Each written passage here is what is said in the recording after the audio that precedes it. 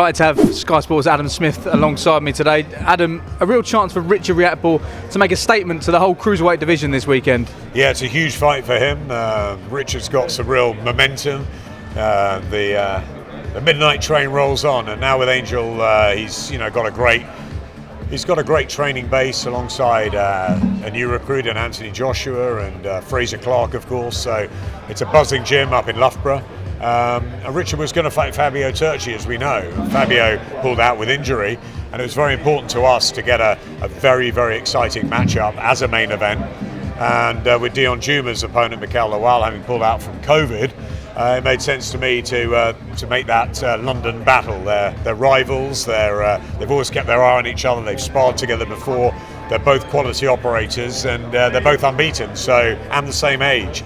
So I think it's a really big fight for both Richard and Dion. I think it's a fantastic main event, and we should have a great night at Wembley on Saturday. Looking at the cruiserweight division as a whole, do you think Richard has what it takes to join Lawrence Okolie and become a world champion potentially this year? First of all, I think he's a fantastic advocate for boxing. It's an amazing story, from gang life and real problems on the streets to educating himself, to studying, to going into boxing, back into boxing, and carving out a real future for him and his family. I think it's a really inspirational story.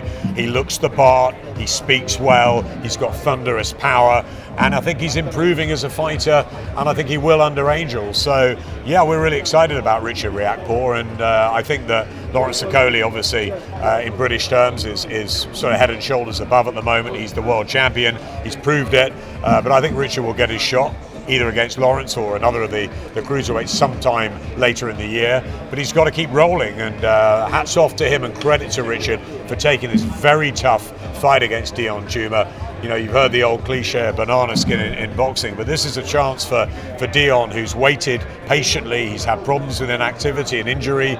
He's a very talented operator. George Groves has told us about Dion Juma for years and years, David Hay too. This guy can fight, and he's going to take his opportunity, and he believes he's better than Richard Riakporhe, so we'll find out Saturday night, and it's a win for the fans. Dan Aziz on chief support, a stunning knockout of Jose Albertin back at the end of last year, and we saw that fight made in recent days between Craig Richards and Joshua Buatsi. Now this is a chance for Dan to put himself in that picture, because it's so exciting, that light heavyweight division domestically, let alone the across the world and across Europe as well. And Anthony Yard, Callum Johnson as well. Joshua Buatsi against Craig Spider Richards, two of our old friends. That's a really good clash.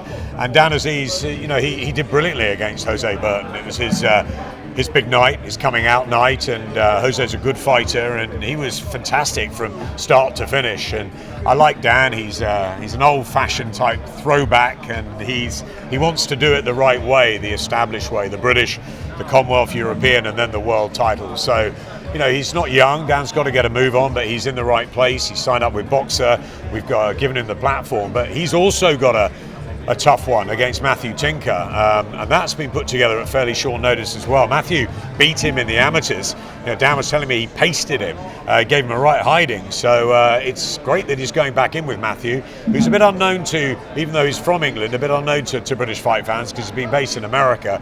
But he was a wonderful amateur, and he's got a real opportunity here. So two battles of the unbeatens in the two sort of main events, and then we've also got Adam Azim stepping up in his toughest test today against Conor Marsden, Caroline Dubois on the card, and Joe Pigford, many others. So really excited.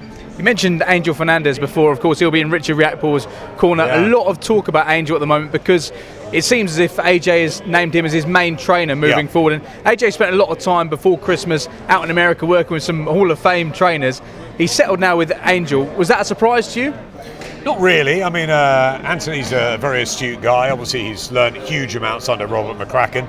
But for the AJ Ruiz second fight, he decided he wanted to bring in Joby Clayton and Angel Fernandez just to have a different sort of feel in the camp, maybe some help to Robert. And Robert's been amazing for him, and a fantastic person for Anthony Joshua all the way through. So it is a move, it is a change, but it's someone he knows, Angel, someone he really rates, and they've got a real good vibe there. And I spoke to Anthony a few days ago. He's hoping to come down on Saturday night to support Richard, and he's really happy. And I've always said a happy fighter makes a dangerous fighter, and I think that he's found it, where he wants to be.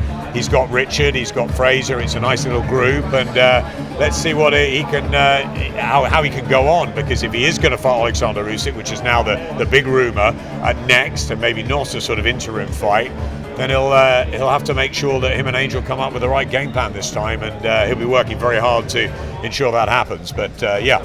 And finally for me, on that, it does look like it will be the rematch next. Some felt that it would be quite good for AJ Handy to have that interim fight, a first fight with Angel, but it looks like it will be the rematch straight away. How do you feel about that now? It looks like it will be happening in June. Do you know what? I think Anthony Joshua deserves a great deal more credit than some people give him. He wants to fight everybody. He's never ducked anyone. He's been a 2-time heavyweight champion. You know, we had that wonderful night against Vladimir Klitschko here at Wembley, and he's always wanted to fight the best. He wants to fight Tyson Fury. He's always wanted to fight Deontay Wilder. You know, he's going back into the lion's den, into the fire against Alexander Usyk, providing Alexander wants the fight, and of course it's his decision with what's happening in the Ukraine. And I think that, you know, that's left with him and his team. But if he does come back and that's the fight that's going to happen in the summer, then yeah, look, it's very brave of AJ to go straight back in. He wants to regain his titles. He's evoked that rematch, and that's what he's going for. And many people don't think he'll come through. Many people will have Usyk as a big favourite this time after what happened first time around. But you know, Anthony Joshua's got a lot of talent and a lot of self-belief, and he's big and strong, and he's got a huge power as well. And look, they'll believe that they can right the wrong here against Usyk. I think it's a very tough fight.